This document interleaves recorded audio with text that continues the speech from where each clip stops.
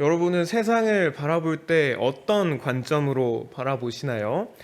세상을 바라보는 관점을 바로 우리가 세계관이라고 부릅니다. 이 세계관은 왜 중요하냐면 내가 어떤 관점으로 세상을 보느냐에 따라서 우리의 삶의 모습 역시 달라지기 때문에 중요합니다. 예를 들면 이런 거죠. 어떤 사람들은 외계인이 이미 지구를 침략했다고 믿는 사람들이 있습니다. 이런 사람들의 삶은 어떨까요? 하루하루 아주 불안할 겁니다. 언제 외계인이 내 앞에 나타나서 나를 납치해 갈까? 어떻게 해야 내가 숨어서 살아남을 수 있을까? 이런 고민을 하면서 살아가겠죠. 그런데 그렇지 않은 사람들은 어떨까요? 그런 게 어딨어? 하는 시선으로 세상을 바라보는 사람들은 그냥 우리처럼 주어진 오늘 하루 최선을 다해 사느라 신경 쓸 틈도 없이 열심히 살아가겠죠. 그렇다면 여러분, 우리 그리스도인들은 어떤 시선으로 세상을 바라보는 사람들인가요? 성경이 제시하는 세계관으로 세상을 바라보는 사람들이 바로 우리들입니다. 그래서 오늘은 이 성경의 세계관의 아주 기초적인 부분에 대해서 함께 나눠보려고 하는데요. 어떤 세계관에 대해서 알려면 우리가 무엇을 먼저 봐야 될까요? 바로 창조부터 봐야 됩니다. 왜냐하면 이 세상이 어떻게 만들어졌는지 그 시작에 대한 이야기를 살펴보면 그 세상이 어떤 원리로 돌아가는구나, 어떤 가치관을 가지고 있구나 하는 것을 우리가 발견할 수 있기 때문입니다. 그래서 오늘은 두 가지 세계관을 비교해 보려고 합니다. 우리가 익히 잘 알고 있는 성경 창세기 1장의 세계관을 비교해 볼 거고요. 그리고 발견된 것 중에 가장 오래된 신화로 알려진 이 메소포타미아의 에누마 엘리시라는 신화 두 가지 우리가 함께 비교해 보면서 성경에 담겨 있는 그 독특한 시선, 독특한 관점이 무엇인지를 찾아보려고 합니다. 에누마 엘리시에 의하면요, 이 세상은 신들의 전쟁을 통해서 그 결과로 만들어졌다, 그렇게 이야기합니다. 이 메소포타미아 신화에서는요, 세상의 맨 처음을 마치 거대한 바다처럼 표현합니다. 이 거대한 바다 같은 세상에서 나이가 많은 신들이 있고 또 젊은 신들이 있어요. 근데 이 나이가 많은 신들은 그냥 사람들 우리 같습니다. 우리 어르신들 같이 조용하고 한적한 분위기에서 그냥 티타임 즐기고 그냥 낮잠도 자고 이렇게 평안하게 시간을 보내는 걸 좋아해요. 그런데 이 젊은 신들은 그렇지가 않았습니다. 우리도 지금 우리 젊은 친구들 아주 혈기가 왕성해서 잠시도 가만히 있질 못하죠. 이 신들도 그랬다고요. 날마다 모여서 막 시끄럽게 파티를 벌이면서 놀기를 좋아했습니다. 그러다 보니까 너무나 시끄러우니까 이 늙은 신들이 잠을 못 자는 거예요. 그래서 막 휴식을 방해받는 게 싫으니까 이제 찾아가서 좁게 타이릅니다. 얘들아, 좀 조용히 좀 놀아라. 우리 잠 좀 자자. 우리 좀 쉬자. 근데 네, 알겠습니다 하고 그때뿐인 거예요. 얼마나 이게 밤낮 이렇게 밤잠 못 이루면서 뒤척이는 시간들이 괴로웠던지 이 늙은 신들이 전쟁을 선포하고 맙니다. 내가 얘네를 다 죽여야 편히 자겠구나 하면서 이제 전쟁을 선포하죠. 그래서 몇 차례의 치열한 전투 끝에서 결국에는 젊은 신들이 이 전쟁에서 승리합니다. 이 젊은 신들의 왕은 마루둑이라는 신이었는데요. 패배한 신들의 지도자였던 그 티아맛이라는 신의 시체로 하늘과 땅, 산, 강, 은하수 같은 이 세상의 모습을 만들어냅니다. 그리고 이 티아맛의 장군이었던 킹구라는 신을 죽여서 이 신의 피로는 우리 사람들을 만들어냅니다. 그 부분을 제가 원문을 한번 가져왔는데요. 제가 읽어드리겠습니다. 이 마르둑, 그 승리한 신의 대장이죠. 마르둑이 말했다. 나는 태초의 인간, 사람을 만들어 그에게 신들의 모든 노고를 부담시켜 신들이 자유로이 숨 쉴 수 있도록 할 것입니다. 이에 킹구의 피로부터 인류를 만들어 인간에게 노역을 부과하여 신들을 해방시켰다. 마르둑이 인간을 왜 만들었습니까? 인간에게 신들을 섬기게 해서 식량을 가져오는 것 같은 그런 번거로운 일들을 대신하기 위해서 우리 인간을 만들었다는 거예요. 그럼으로써 신들에게 자유를 선물했다는 거죠. 이 신들 입장에서 너무 좋죠. 귀찮은 일 해방되니까. 그래서 마르둑에게 감사하면서 큰 성을 지었고요, 신전을 지었고요, 즐겁게 잔치를 벌였고요. 인간들에게 이 마르둑, 이 위대한 마르둑을 찬양해라 하는 것으로 이 에누마 엘리시라는 신화는 끝나게 됩니다. 여기까지 이야기를 한번 정리해 볼까요? 에누마 엘리시, 이 세상이 신들의 전쟁을 통해서 만들어졌다고 말합니다. 또 전쟁에서 패배한 신의 이 시신으로 우주가 만들어졌다고 얘기하고요. 또한 사람이란 존재는 신들의 고된 일들을 대신해주기 위한 종으로서 만들어졌다, 그렇게 이야기합니다. 그런데 제가 너무 궁금한 거예요. 그럼 다른 나라의 신화는 어떤가 찾아보니까 다 비슷해요. 뭐 그리스 로마, 인도, 중국, 뭐 이런 유럽, 동유럽 신화들 다 똑같습니다. 이 틀에서 크게 벗어나지가 않아요. 신들이 전쟁을 벌이고요. 패배한 신을 죽여서 이 세상을 만들고요. 그리고 이런 창조의 과정에서 사람이 그렇게 중요한 존재로 다뤄지지가 않습니다. 그렇다면 이제 성경은 어떨까요? 성경은 이 창조에 대해서 어떻게 이야기할까요? 여기서는 에누마 엘리시나 우리가 아는 다른 신화들과는 다르게 전쟁에 의해서 세상이 만들어졌다거나 그런 이야기가 나오지 않죠. 오직 하나님께서 하나님의 의도대로 이 세상을 만들어 가실 뿐입니다. 하나님은 하늘과 땅을 만드시고 또 빛과 어둠을 만드시고 바다와 하늘, 식물과 바다의 물고기와 하늘의 새들 그리고 땅의 짐승들과 벌레들을 만드시죠. 이 세상은 그렇게 하나님께서 보시기에 좋도록 만들어졌습니다. 다른 세계와는 다르게 우리가 방금 살펴본 그 메소포타미아의 신화와는 다르게 너무나도 평화로운 분위기라는 것을 우리가 발견할 수 있죠. 사람이라는 존재는 이 모든 환경이 창조되고 나서 가장 마지막에 만들어집니다. 창세기 1장 26절 제가 읽어드리겠습니다. 하나님이 말씀하시기를 우리가 우리의 형상을 따라서 우리의 모양대로 사람을 만들자. 그리고 그가 바다의 고기와 공중의 새와 땅 위에 사는 온갖 들짐승과 땅 위를 기어다니는 모든 길짐승을 다스리게 하자 하시고, 하나님이 사람을 어떤 존재로 만드셨다고요? 하나님을 닮은 존재로 만드셨습니다. 여기서 하나님을 닮았다고 하는 것은 이런 뭐 외모나 능력이 아니라 마음을 닮았다는 것입니다. 하나님처럼 막 세상을 창조할 수 있는 이런 놀라운 능력은 없지만 하나님처럼 생각할 수 있는 마음을 사람에게 주셨다는 거예요.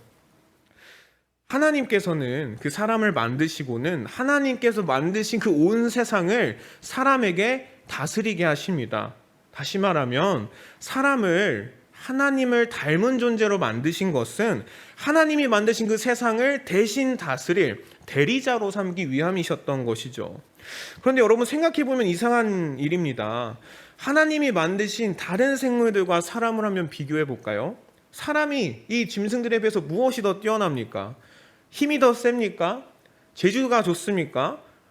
모습 그 자체로만 봤을 때 사람은 가장 약하면 약하지 강한 존재가 절대 아닙니다. 그런데 하나님께서는 그런 사람을 자신을 대신해 이 세계를 다스릴 존재로 삼으셨다는 것입니다. 그만큼 하나님께서는 사람을 귀한 존재로, 아주 존귀한 존재로 만드셨다는 것이죠. 이 창세기의 세계관을 다시 한번 정리해 보겠습니다. 우리가 살펴보는 이 창세기 1장은요, 이 세계가 하나님에 의해서 하나님께서 보시기에 좋은 대로 평화 속에서 창조되었다고 말합니다. 그 어떤 죽음도 없고요, 그 어떤 다툼도 없습니다. 또한 사람이란 존재는 그 자체로는 연약할지 몰라도 하나님을 닮은 존재로서 하나님 대신에 그 세계를 다스릴 권한을 받은 귀한 존재로 만들어졌습니다. 그럼 이제 우리가 두 세계관을 한번 비교해 보겠습니다. 우리가 먼저 살펴봤던 에누마 엘리시 그리고 창세기의 세계는 어떤 차이가 있었죠? 이 에누마 엘리시 세계관은 전쟁의 결과로 만들어진 거였습니다. 어떤 목적이나 계획을 가지고 이 세상이 만들어졌다기보다는 전쟁에서 승리한 것을 기념하는 것처럼 패배자의 그 몸을 가지고 세상을 만들죠. 마치 승리한 장수가 패배한 장수를 이렇게 걸어서 사람들에게 보여주는 것처럼 말이죠. 그런데 창세기에서는 이런 다투는 이야기가 없습니다. 마치 화가가 화실에서 홀로 이렇게 열심히 평화롭게 그림을 그리듯이 평화로운 분위기 가운데 창조가 이루어집니다. 또한 하나님께서 보시기에 좋도록, 즉 분명한 목적과 계획을 가지고 세상을 만드시는 것을 우리가 볼 수 있었죠. 사람에 대한 관점에도 차이가 있었습니다. 이 에노마 엘리시에서는 사람은 신들 대신에 번거로운 일을 대신할 존재로 만들어졌습니다. 마치 노예처럼 말이죠. 또 이야기의 대부분이 전쟁에 관한 거였습니다. 신들의 전쟁에 대한 내용이었고 사람의 창조에 대해서는 마지막에 아주 간략하게 몇 줄만 나오고 있었습니다. 그런데 창세기를 우리가 살펴보니까 어땠죠? 이 세상을 창조한 그 이야기가 마치 사람으로 향해 가는 듯 보이지 않았습니까? 다시 말하면 창조의 하이라이트, 창조의 그 완성을 찍는 것이 바로 사람이었다는 것입니다. 그 근거가 바로 하나님께서 사람을 하나님 대신 그 세상을 다스릴 존재로 만드셨다는 거였죠. 에노마 엘리시처럼 다른 신화들처럼 사람을 신들을 위한 노예와 같은 존재가 아니라 어떤 부산물이 아니라 하나님의 마음을 닮아서 그분이 소중하게 만드신 세상을 대신 다스릴 존재로 만들어졌다라는 것은 우리가 주목해 봐야 할 점이겠습니다. 우리가 이렇게 지금까지 두 가지 세계관을 비교해 보았습니다. 세계관이라는 것은 세상을 바라보는 관점이라고 우리가 이야기했었죠. 만약에 우리가 이 메소포타미아 신화나 다른 세계와 같은 그런 세계관을 가지고 세상을 바라본다면 이 세상이 어떻게 보일까요? 에노마 엘리시에서 나오는 가장 중요한 가치는요, 힘입니다.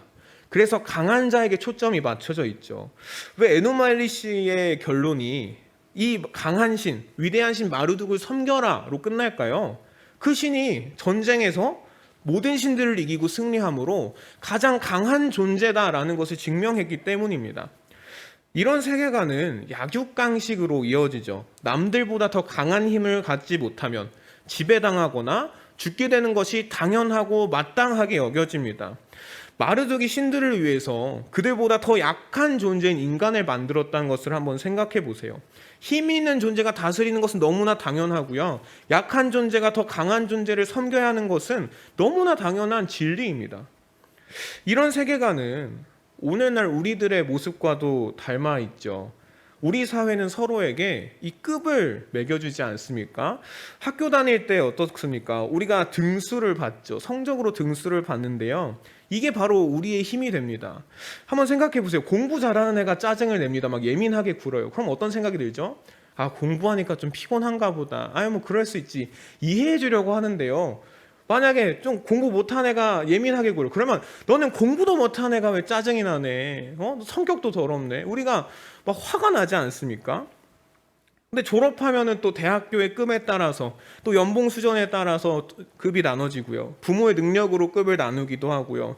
요즘 뭐 그런 말도 있죠. 다이아 수저, 금수저, 은수저, 흑수저, 심지어는 수저가 없는 사람들도 있다. 요즘 그렇게 말하더라고요. 우리는 더 좋은 대우를 받기 위해서, 더 인정받기 위해서, 더 많이 누리기 위해서 평생 더 많은, 더 큰 힘을 가지려고 애쓰면서 살아갑니다.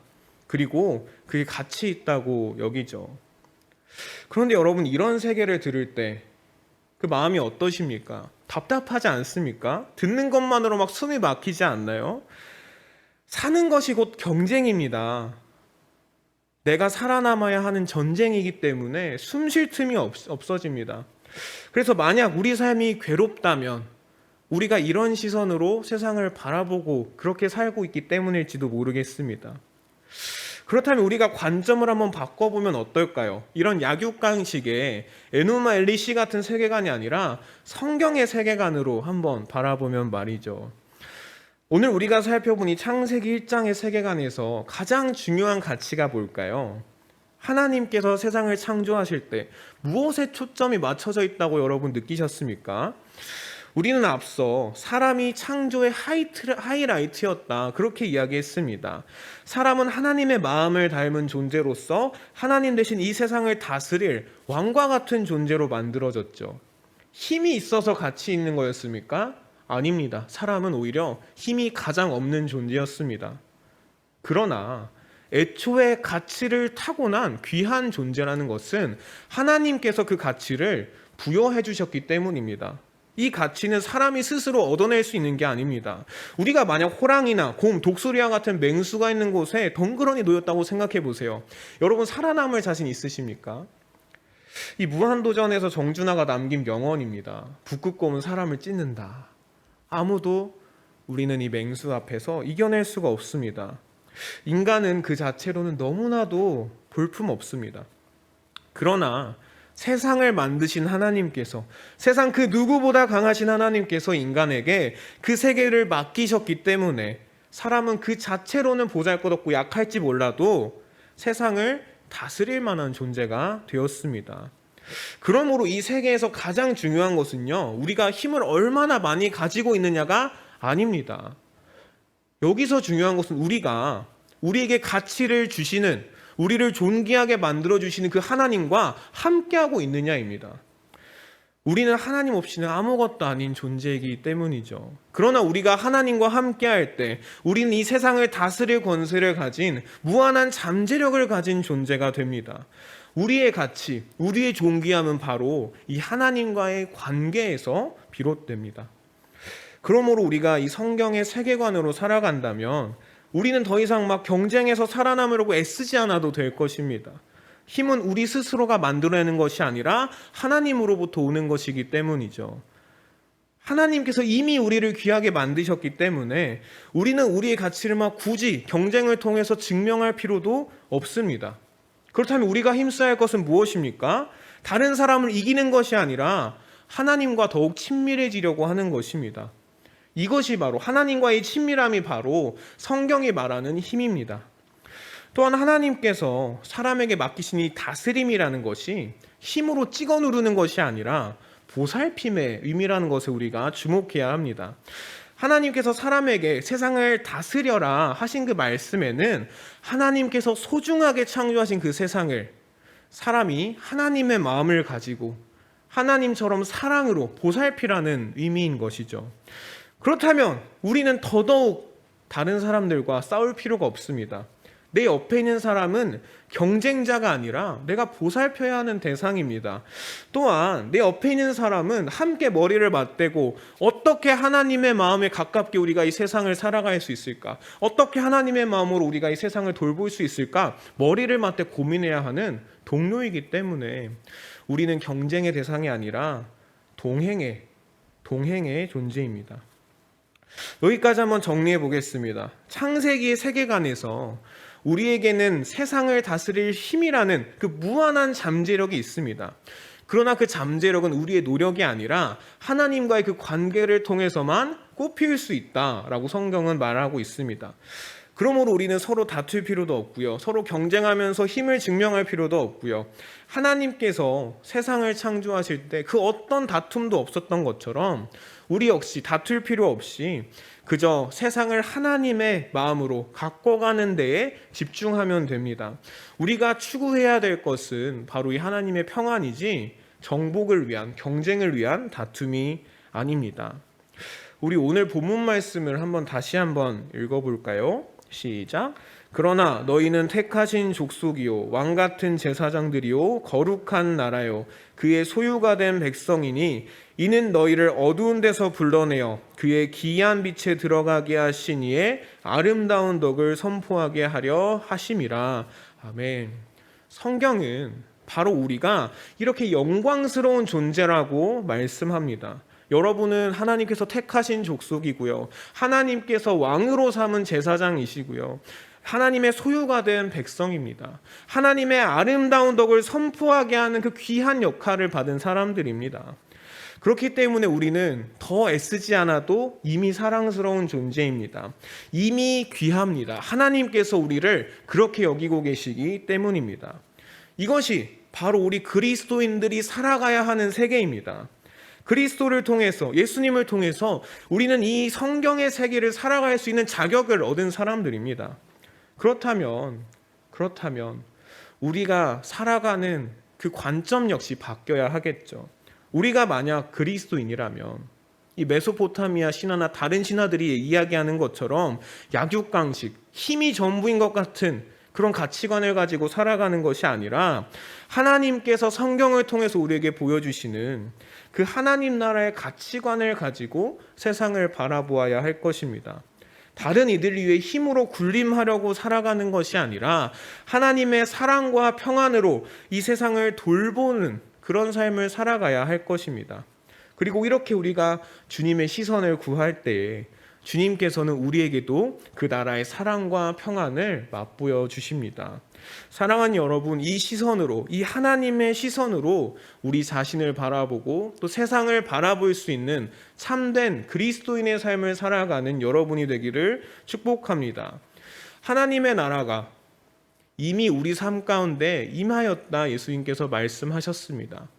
죽어서만 갈 수 있는 게 하나님 나라가 아니라 지금 우리가 모인 이곳도 하나님 나라를 누릴 수 있는 곳입니다. 그 나라를 날마다 경험하는 저와 여러분 될 수 있기를 주님의 이름으로 축복합니다. 함께 기도하시겠습니다.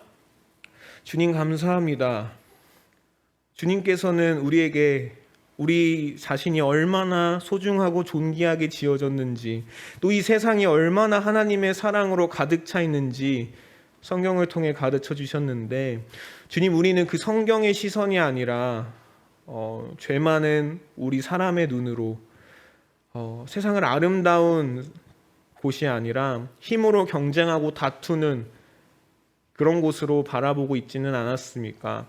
주님, 주님께서 우리에게 보여주신 그 성경의 세계관으로 하나님 나라의 시선으로 살아가기 원합니다. 우리가 살아가는 이곳이 경쟁하고 서로 다투고 그런 전쟁과 같은 곳이 아니라 하나님의 사랑과 평안이 임하는 자리로 우리가 살아갈 수 있도록 도와주시옵소서.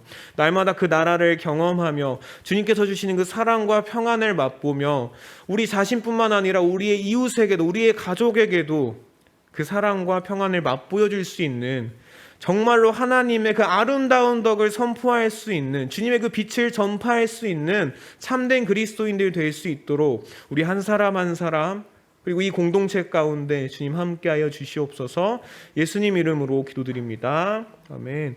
우리 말씀 생각하시면서 또 우리 아픈 지체들 생각하시면서 우리 주님 세 번 부르짖고 함께 기도하시겠습니다. 주님, 주님, 주님, 주님 역사.